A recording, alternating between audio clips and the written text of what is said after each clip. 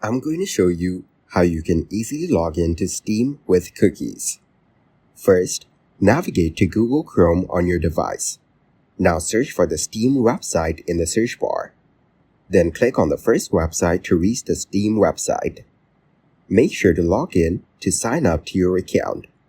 After that, press the F12 key on your keyboard.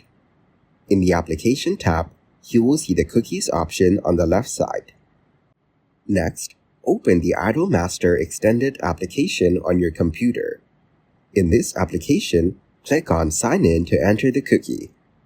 Later, click on the cookies and copy the code of session ID. Now paste the code into the Idolmaster extended application.